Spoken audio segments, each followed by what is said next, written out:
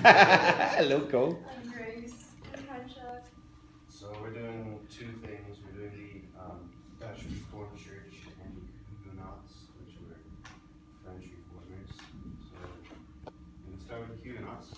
So essentially at the same time that the Protestant Reformation was happening in Germany and Northern Europe, the ideas of Protestantism started spreading down into more southern countries like France. The Huguenots were reformers in France. They were inspired by the writings of Calvin, and they embraced the Protestant sort of Puritan reform tradition.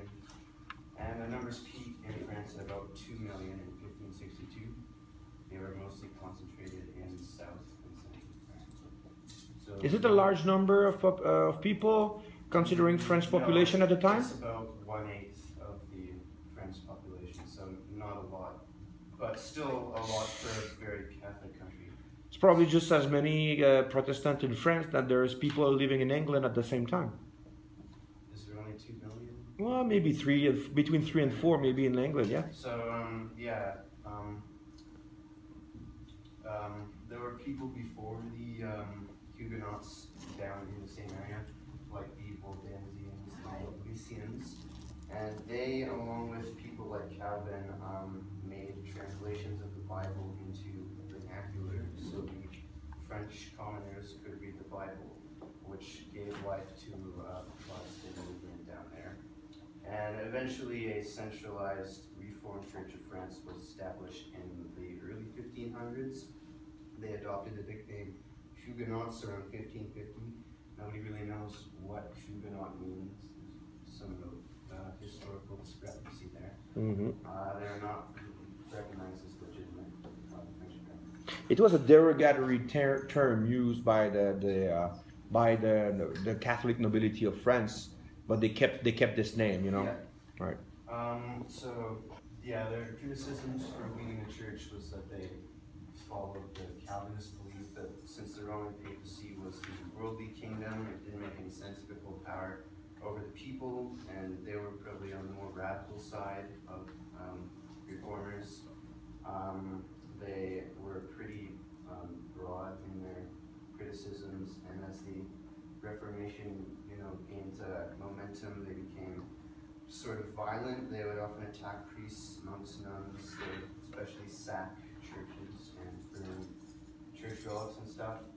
And they eventually established themselves as this weird sort of political entity within France with a militia-style army and cavalry, which was uncommon. So they have their own army, pretty much, right? Yeah, they have their peasant army, sort of. And so this is when the Catholic Church decided to pay some more attention to them because they were becoming a threat to them in the region. Especially a very important man named Henry of Navarre and the House of Bourbon allied with the Huguenots, and Henry of Navarre became a Huguenot, which greatly increased the Protestant power. So the church responded with mass persecutions of the Huguenots. There were lots of massacres and burning and stuff like that, including the St. Bartholomew's Day massacre, which I'll talk about later. And this caused the two sides to begin open conflict with each other. But before that, Can I ask you a couple of questions? Who Henry of Navarre will become? What will he become? King of France. King of France. It will be Henry IV. Yeah. And the St. Bartholomew's massacre appeared or occurred when? At what occasion? On St. Bartholomew's. Yes, but not only that. It was the day of the wedding of Henry de Navarre and Margaret of Valois. So the day of the wedding, they married. So that was a bit of a trick. So they held this huge wedding in Paris, and Protestants never go to Paris. So they will gather thousands of Protestants in Paris, for that wedding. And this is when Marie de Medici will decide to kill as many Protestants as possible, because most of the Protestant leaders will be there. And that's the reason why they will do the St. Bartholomew massacre there. They believe that they will cut the head of the leadership of the Calvinist Reformation in France. You know? Here we go. I'll show you a video later on. Yeah, so before their sort of decline with that massacre, they enjoyed a period of growth when Francis I, who was the King of France, sought their protection from the Parliament. So he wasn't a Protestant, but he didn't want the church and the Parliament to completely destroy them.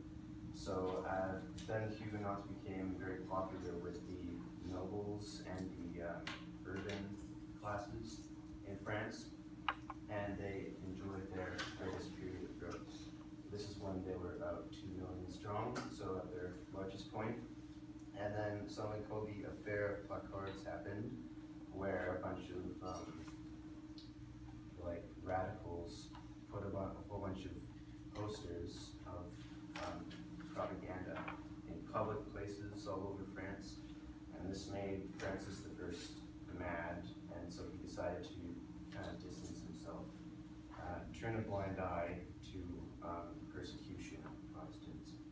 And so at this time, even though there were a lot of Huguenots, the Catholics outnumbered them 8-1, and this is when the Huguenots started to flee, especially to Switzerland and the Netherlands and England, which were all Protestants at the time. And a lot of Huguenots remained, but they were diminished by persecution. So this increased persecution and tension between the Protestants and the Catholics spawned 8 small civil wars within the country between 1562 and 1598. This sort of culminated in the St. Bartholomew's Day massacre, where probably around 30,000 Protestants were killed across France, and all the perpetrators were granted amnesty from the punishment, which made Huguenots very mad. So yeah, at this point, Huguenots had been kind of beaten more or less. There was still fighting continued for another 25 years until it was definitively ended by the Edict of Nantes. This picture of the St. Bartholomew's. So who will do the Edict of Nantes? Nantes, yeah. Henry of Navarre. All right. So what is the Edict of Nantes? It's essentially more or less says that the Protestants and the Catholics have equal rights within France, and as well as that, it compensates the Huguenots for all the persecution that's happened. So yeah, Henry of Navarre, he converted to Catholicism and became Henry IV, but he still has a soft spot for the Huguenots. So he issued the Edict of Nantes, and yeah, they basically gave equal rights to the both factions. But of course, over time, the edict grew regular because the church and the parliament and stuff like that found ways to twist the rules of the edict so that it became just hard for the Huguenots to live with it again. So it became really warped. And then when Henry of Navarre died, they basically paid almost no attention to it after that. The rules were pretty much made defunct. When Henry of Navarre, or the Edict of Nantes, gave the cities to the Huguenots, the prize city was Montpellier. Is that how you pronounce it? Montpellier, parfait. Yeah. Montpellier. Yeah. They forcibly took that back, so they took over the city and they forced all Huguenots out, which was a big blow to the morale of Huguenots, which spawned some Huguenot rebellions, which were quickly put down by the government. And yeah, the king after that became increasingly intolerant to Protestants. So at this point, essentially, the Huguenots are really on the defensive.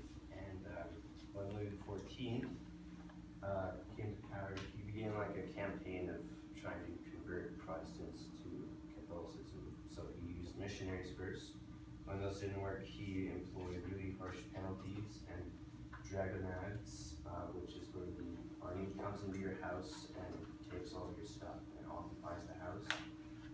And in 1685, Louis XIV issued the Edict of Fontainebleau. Fontainebleau, that's right. which made Protestantism officially illegal and dissolved the Edict of Nantes essentially, which gave, full reign of whoever didn't like the Huguenots to persecute them as they wished. And this is when there was a mass exodus of Huguenots, about probably 500,000 people, but anywhere between 200,000 and a million, especially to England and Scandinavia and Prussia, Netherlands, which all had small populations at the time, so they wanted as many people as they could get, so they welcomed them with open arms. But at this point, the Huguenots were like the poor man's religion. There were no more nobles who were Huguenot at this time. So a lot of them couldn't afford to flee, so they had to essentially fight the war and convert to Catholicism. And that's kind of where the Huguenots end.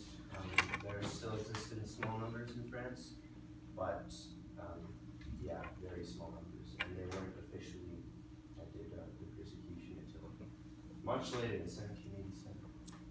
So that's all through. Couple of little comments, and I'm going to add a couple of things here. 1608, the city of Quebec is founded by a man called Samuel de Champlain. Guess what? He's a Huguenot. So Canada was pretty much founded by a French Protestant, all right? Another thing, the reason why Louis XIII was against Protestantism as much is really because of his mother, Anne of Austria, and also Cardinal Richelieu. Cardinal Richelieu is the prime minister. You guys know about, the Three Musketeers?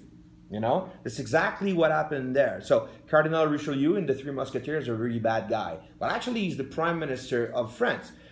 Louis XIII is too young, so his mother, and it's not Anne of Austria, I'm sorry. The mother of Louis XIII, I can't remember. I think it's an Italian lady. And she will have Richelieu as a prime minister. And Richelieu will actually rule the kingdom until Louis XIII is 18 years old. And then he will definitely instill an anti-Protestant ideology inside France. And when Louis XIV take power and edict the Edict of Fontainebleau or revoke the Edict of Nantes, because that's really what you will see more often. Revocation of the Edict of Nantes rather than the Edict of Fontainebleau. Okay? So you can also link the two together if you have a paper to write about it, or if you have a question about it. That will be, that's the same thing. The Edict of Fontainebleau or the revocation of the Edict of Nantes. Okay.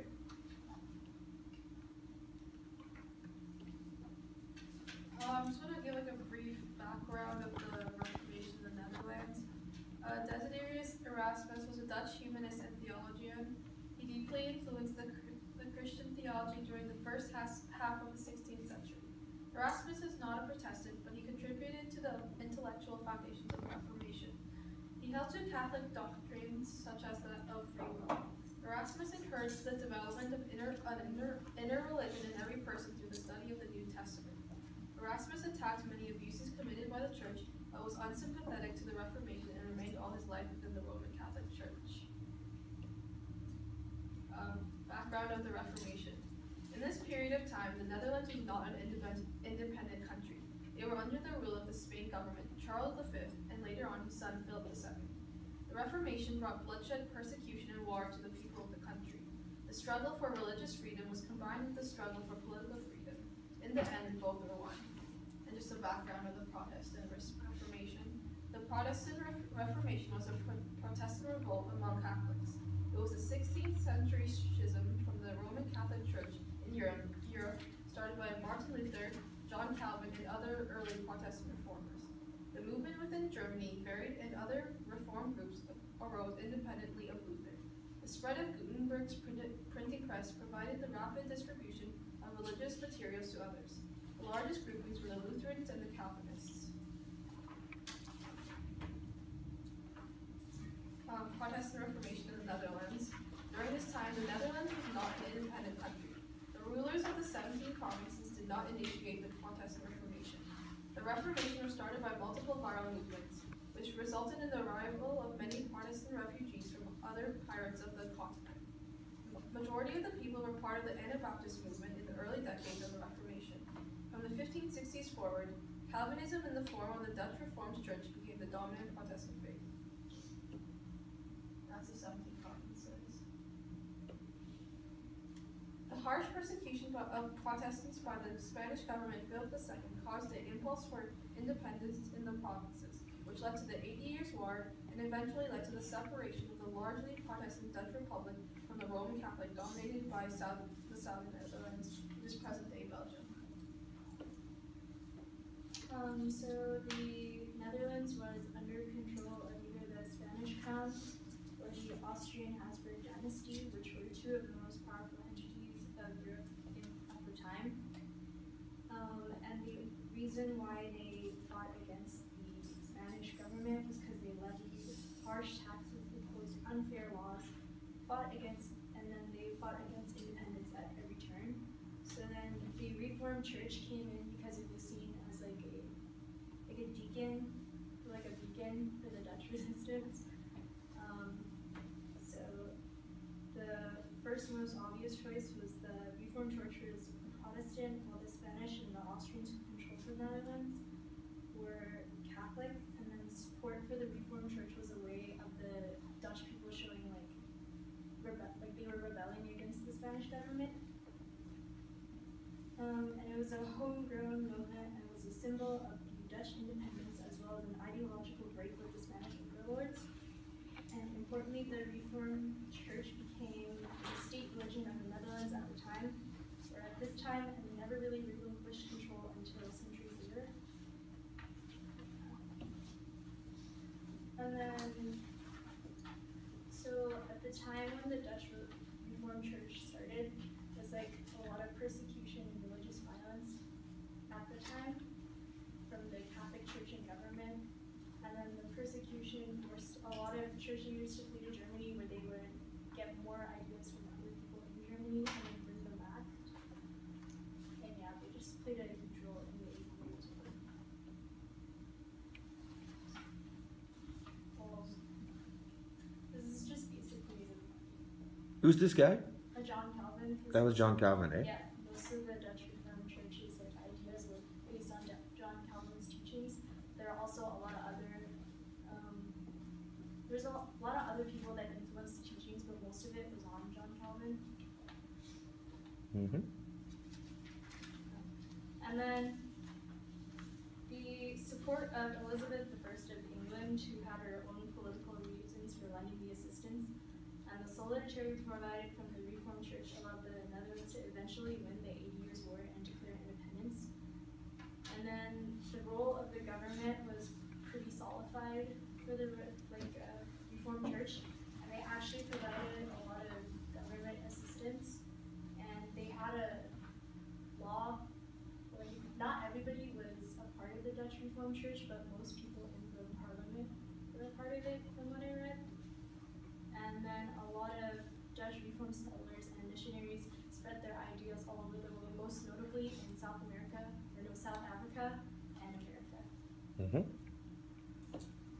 And a lot of Huguenots ended up in South Africa as well. This is why in South Africa right now you will see many people with French names, last names, even though, you know, it was a Dutch, you know, area. Anabaptism in the Protestant Reformation. The Anabaptists are Christians who believe in delaying baptism until the candidate confesses his or her faith. The Mennonites, Hutterites, and the Amish are direct descendants of the movement. It is considered an offshoot of Protestantism. Anabaptism started in Switzerland and later on in time moved its way to the Netherlands. It was popular in the counties of Holland and Friesland. The Anabaptists were persecuted and hated by Catholics and Protestants alike. Menno Simons was a prominent Dutch Anabaptist, and he initiated the Mennonite Church and played a prominent role in making Anabaptists a reclusive, pacifist community that rejected government authority. Anabaptists survived through the centuries, and they were recognized by the States General of the Netherlands in 1578. Calvinism and the Protestant Reformation. Calvinism is a major branch of Protestantism that follows the theological tradition and forms of Christian practice of John Calvin and other Reformation-era theologians. It was established in Germany, spread to the Netherlands in the 1540s. converted both parts of the elite and the common population, mostly in the city of Flanders. Under the rule of Philip II, the Spanish government started harsh persecution campaigns supported by the Inquisition. The Calvinists rebelled. In 1566, the 80 Years' War, started by William the Silent to liberate the Calvinist Dutch from the Catholic Spaniards. Calvinists conquered the cities of Holland and Zeeland in 1572. Calvinists tolerated other religious dissenters and discriminated against the Catholics.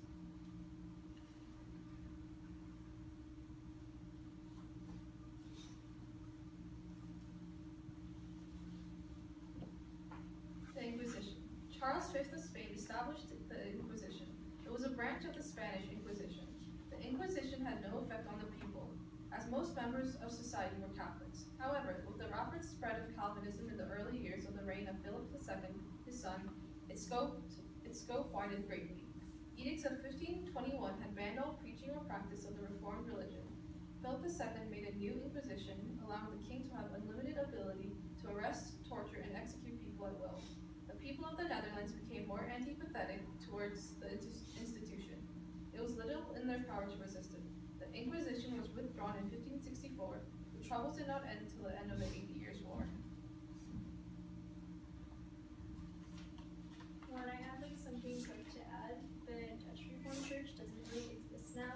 They were merged with the Reformed churches in the Netherlands and the Evangelical Lutheran Church in the Kingdom of the Netherlands to form the Protestant Church in the Netherlands up to 2004. So now they're just a new branch mixed with them. Basically the same thing. Different name. Yeah, just different name. And then the members that didn't join created another church called the Restored Reformed Church. So it's basically the same thing, just like different names. Very interesting thing about the Reformed Church of Netherlands is that if you go to the Netherlands today, it's an extremely secular country. And churches are just empty, and no one really practices religion anymore over there. However, most Dutch people who left the Netherlands after Second World War and before are strong practicants of their Reformed religion in Canada, the United States, everywhere else in the world. But if you go to Holland, they won't, you know, they will, I'm sorry to say that, but they will laugh at it pretty much, you know, because one thing, I got a question to ask you about the reform in the Netherlands. What was really, you know, what I want to ask you, you know, the reform, the Dutch reform was really to put piety over everything else. And people were not allowed to show individualism or to show anything remotely, anything that showed that they are different than other people. So how were people dressed in Dutchland, oh not Dutchland, I'm sorry, in Netherlands at the time of the Reformation? They're all basically dressed like the same way. It's just, I don't remember the clothing, but it pretty much looks the same on everybody. It's not very much variety. No, and which color is really predominant in the way they dress? Black, exactly. It's the same thing for the Huguenots. The Huguenots will be dressed in black most of the time. Okay, and that's something they really put emphasis on. And the Reformed people, who were most influenced by the Reformed people? Was it the lower classes of society, or was it the middle class, the higher class? Who was most touched by the Reforms?